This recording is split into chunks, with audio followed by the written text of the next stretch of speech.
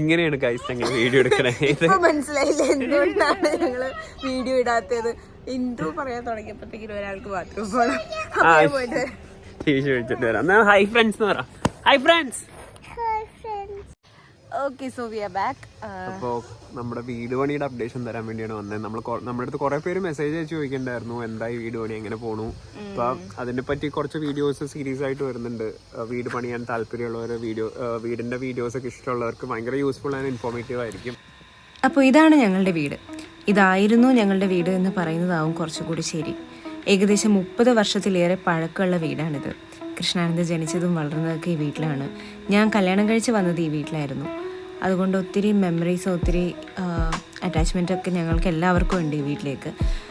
Lorry Baker സ്റ്റൈലിൽ വളരെ eco friendly ആയിട്ട് അച്ഛൻ പണിത ഒരു വീടായിരുന്നു അത്. ഞങ്ങൾക്ക് എല്ലാവർക്കും ഇഷ്ടമായിരുന്നു. പക്ഷേ ചില കാരണങ്ങളാൽ ഞങ്ങളത് പൊളിച്ച് പുതിയതായിട്ട് പണിയാതെ. അപ്പോൾ നമ്മൾ വീട് പൊളിച്ച് വേസ്റ്റ് ഒക്കെ അവിടെ നിന്ന് ക്ലിയർ ചെയ്ത് ലാൻഡൊക്കെ ക്ലിയർ ചെയ്തതിന് ശേഷമാണ് നമ്മൾ സെറ്റ് ഔട്ട് ചെയ്യലായിരുന്നു. അപ്പോൾ സെറ്റ് ഔട്ടിന്റെ സമയത്താണ് ഏറ്റവും കൂടുതൽ എക്സൈറ്റഡ്. അതായത് നമ്മുടെ പ്ലാൻ എത്രത്തോളം വരും ഈ ലാൻഡിൽ, ശരിക്കും എങ്ങനെയാണ് വീട് വരാൻ പോകുന്നത് എന്നുള്ള ഒരു ഐഡിയ അല്ലേ.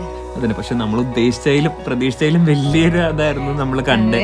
അപ്പോൾ നമ്മൾ കിടുങ്ങിപ്പോയി, അയ്യോ ഇത്ര വലുതായിരുന്നു എന്ന് ഉള്ള രീതിയിലായി. അച്ഛൻ്റെ ആദ്യത്തെ ചോദ്യം തന്നെ ലാൻഡ് മുഴുവൻ വീടാണല്ലോ എന്നായിരുന്നു. പക്ഷേ അത്രയേറെ എക്സൈറ്റ്മെന്റ് ഞങ്ങൾക്ക് എല്ലാവർക്കും ഉണ്ടായിരുന്നു. പിന്നെ ഈ നമുക്കൊരു പഴയൊരു കോമ്പൗണ്ട് വാൾ ഉണ്ടായിരുന്നു.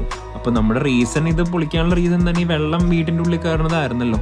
അപ്പൊ നന്നായിട്ട് ഉയർത്തണമായിരുന്നു ഈ ലാൻഡ്. പക്ഷേ പഴയ കോമ്പൗണ്ട് വാളിന് ഈ മണ്ണ് താങ്ങാനുള്ള ശക്തി ഉണ്ടാവില്ല എന്നറിയാം.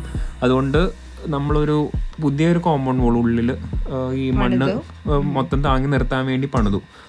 പിന്നെ നമ്മൾ പഴയ വീടിന്റെ തറ നമ്മൾ പൊളിച്ച് മാറ്റിയില്ലായിരുന്നു. അതിന്റെ മുകളിൽ തന്നെയാണ് നമ്മൾ വീട് പണിയുന്നത്. അതെന്തുകൊണ്ടാന്ന് വെച്ചാൽ നമ്മുടെ കോൺട്രാക്ടറാണ് സജസ്റ്റ് ചെയ്ത് ഈ തറ ഇങ്ങനെ കുഴിച്ച് മാറ്റിയിട്ടുണ്ടെങ്കിൽ നമ്മുടെ ഓൾറെഡി ഉള്ള മണ്ണ് ലൂസാകും ഭയങ്കരമായിട്ട്. അപ്പോൾ അത് വേണ്ടാന്ന് തന്നെ പറഞ്ഞത്. ഏകദേശം 35-ലേറെ ലോഡ് മണ്ണ് നമ്മളിവിടെ ഇറക്കിയിട്ടുണ്ടായിരുന്നു. നമ്മുടെ സ്ഥലം അത്ര താന്നിട്ടായിരുന്നു. അപ്പോൾ അത് പൊക്കാന്ന് തന്നെ എഴുതും നമ്മുടെ ആദ്യത്തെ ഉദ്ദേശം. ബിക്കോസ് വെള്ളം ഉള്ളിൽ കയറുന്നുണ്ടായിരുന്നല്ലോ. അപ്പോൾ ഇനി പ്ലോട്ട് മേടിക്കണമെന്നവരോ അതോ പുതിയ വീട് പണിയാൻ പ്ലാൻ ഉള്ളവരാണെങ്കിൽ ഏറ്റവും കൂടുതൽ ശ്രദ്ധിക്കേണ്ടത് നമ്മുടെ സ്ഥലമാണ്. മെയിൻ റോഡിൽ നിന്ന് നന്നായിട്ട് ഉയർന്നിരിക്കണം. ഭാവിയിൽ ഈ പുതിയ റോഡ് പണിയുമ്പോഴിങ്ങനെ പൊങ്ങിക്കൊണ്ടിരിക്കുമായിരുന്നു. നമുക്ക് പറ്റിയ ഒരു പ്രശ്നം തന്നെ അതായിരുന്നു. ആദ്യം മേടിച്ചപ്പോൾ ഈ പരിസരത്തൊന്നും വീടുണ്ടായിരുന്നില്ല. പക്ഷെ വേറെ പുതിയ വീടുകൾ അപ്പുറത്ത് വന്നപ്പോൾ നമ്മൾ താന്നുകൊണ്ടിരുന്നു. പിന്നെ അന്നത്തെ ഫിനാൻഷ്യൽ സിറ്റുവേഷനും അങ്ങനെയായിരുന്നു. നമുക്ക് വലിയ തറ പണിയാനുള്ള പൈസയൊന്നും ഉണ്ടായില്ല. പക്ഷെ ആ ഒരു മിസ്റ്റേക്ക് വരുത്താണ്ടിരിക്കാൻ നമ്മൾ നല്ല രീതിയിൽ പൊക്കി. അങ്ങനെ നമ്മുടെ പ്ലോട്ടിൽ മണ്ണിട്ട് പൊക്കി കഴിഞ്ഞു. പിന്നെ ഫ്രണ്ട് ഭാഗത്തിൽ കുറച്ച് മണ്ണ് വിട്ടേന്താന്ന് വെച്ചാൽ നമ്മളൊരു ലാൻഡ്സ്കേപ്പ് പ്ലാൻ ചെയ്യുന്നുണ്ട്. അവിടെ ഒരു സ്ലോപ്പാണ് വരുന്നത്, അതുകൊണ്ടാണ്.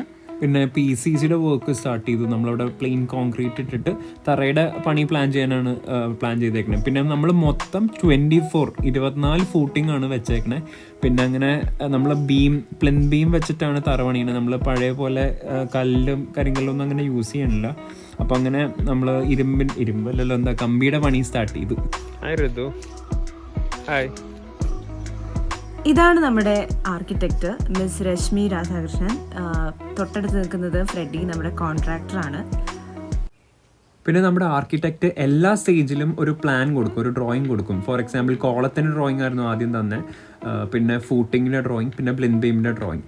അപ്പോൾ ഈ കോൺട്രാക്ടർക്ക് ഇത് അയച്ചു കൊടുത്തതിന് ശേഷം പണി തുടങ്ങുന്നതിൻ്റെ മുമ്പത്തെ ഒരു തലേ ദിവസം വന്നിട്ട് ഈ പ്ലാനായിട്ട് ചെക്ക് ചെയ്യും എന്തെങ്കിലും മിസ്റ്റേക്സ് ഉണ്ടോ, എന്തെങ്കിലും ചേഞ്ചസ് ആവശ്യമുണ്ടോ എന്ന്. അപ്പോൾ നമ്മളുടെ ഒരു 99% ഓഫ് ഹെഡ് ഏക്ക് അങ്ങനെ കുറഞ്ഞു കിട്ടും. അപ്പോൾ നമ്മുടെ ഈ വീടിൻ്റെ ഫസ്റ്റ് ബെഞ്ച് മാർക്ക് നന്നായിട്ട് പൂർത്തിയായി, അതായത് ഇതിൻ്റെ തറ.